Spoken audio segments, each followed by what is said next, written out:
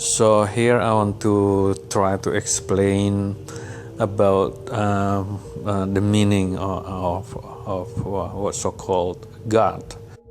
A tiny handful of families in the world are unfortunate enough to fall victim to a rare disease called fetal familial insomnia, a degenerative brain disease that affects the ability to sleep. The disease stays undetected for a large portion of one's life, until eventually, usually between the ages of 32 and 62, they begin to experience mild insomnia. The insomnia rapidly gets worse, and they completely lose the ability to sleep. Ever. Over the course of about 9 months to a year, they slowly experience cognitive and physical deterioration until they die. Sleep medication and other sedatives only speed up this decline. It's hard to imagine how scary of an experience this must be, but back in 2016, a man suffering from this documented the entire process of his mental decline up until his death.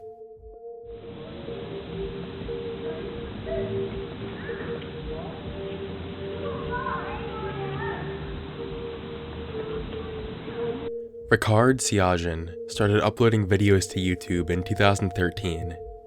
Initially, they were nothing out of the ordinary. Most of his videos centered around the art he was working on. They would show tattoos he was doing for people, as well as his extensive sketchbook. It was clear that his life revolved around two things: his art and his son.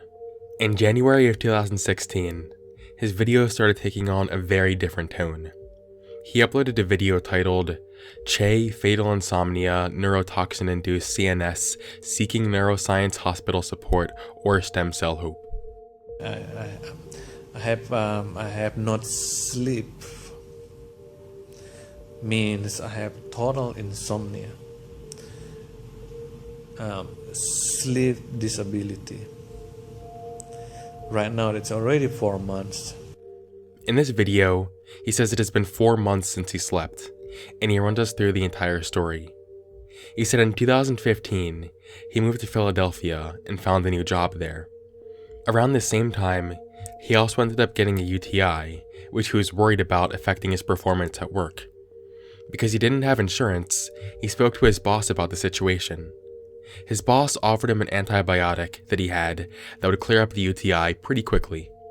Ricard took the antibiotics, and after only a few days, started experiencing some pretty unpleasant side effects. Heart palpitation, and both of my hand was crooked like that. Tinnitus, heart palpitation, muscles, back pain. The back pain is so terrible. Regardless, he continued the medicine for 2 weeks, with the side effects progressively getting worse. At the end of the 2 weeks, he found he was no longer able to sleep at all.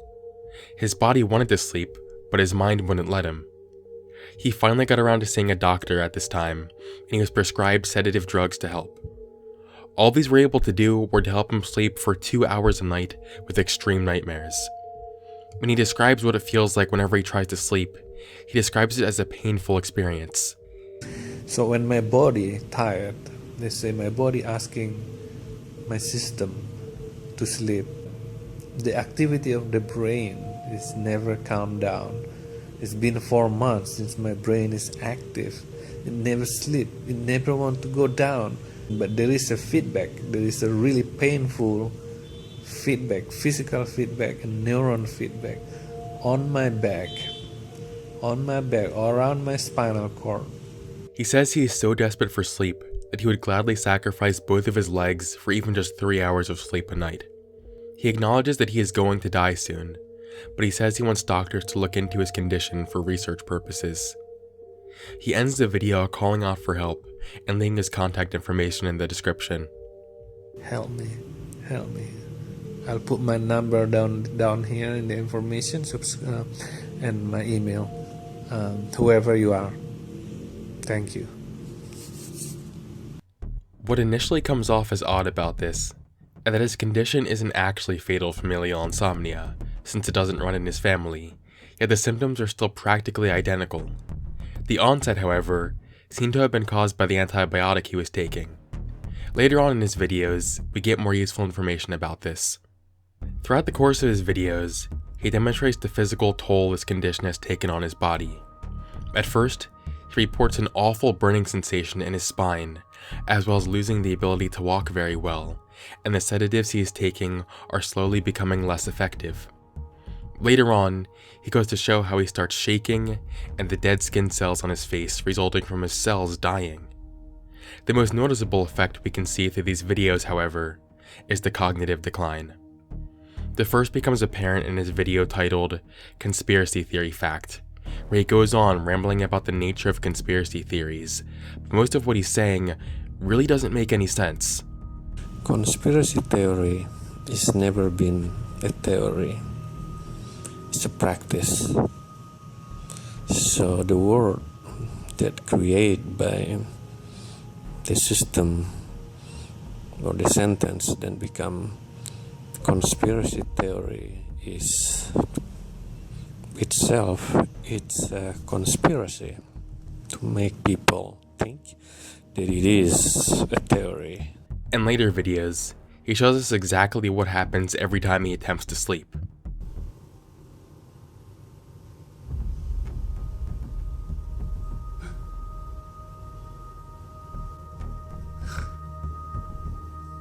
This jolt you are seeing occurs when he feels what he describes as a violent jolt shooting through his spine just as he's about to drift off.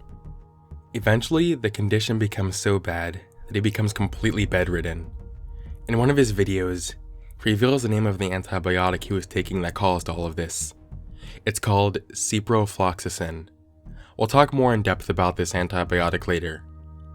In early November, we can really start to see how hopeless he is, and honestly, it's really sad.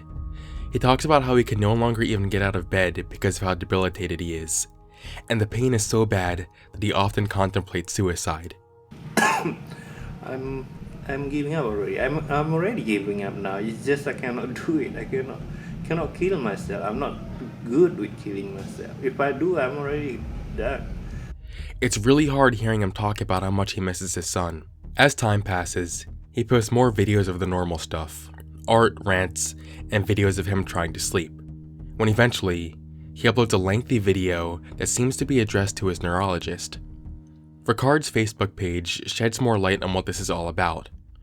After seeing many doctors about this with no help, he was able to get in contact with a hospital in Beijing that specializes in stem cell research. The doctor said they have treated someone with a condition similar to him and was confident they could treat him as well. This treatment would require 2 expensive procedures, however, so Ricard created a fundraiser page to get money so he could afford the plane trip as well as the procedures. The fundraiser page is gone now, so I have no idea how much money he was trying to raise, nor how far he got to hitting the goal. All I know is that the goal was never reached. The final 2 videos on his channel that are in English are the saddest in my opinion. It really shows how far gone his mind is at this point. They're just more nonsensical rants, one of which is titled What is God, and the other is HIV Fact, where he talks about a conspiracy theory about how HIV was created by the mafia to control people. About HIV. HIV is a virus. It's made by human, made by drugs mafia. Designed to fill their what do you call that? Their mission, their agenda of controlling human being. After this, he just stopped uploading. Now, with every strange thing we see on the internet, there comes a certain degree of skepticism, but this whole thing is definitely real. I did a background search on this guy, and I was able to confirm that he is indeed dead.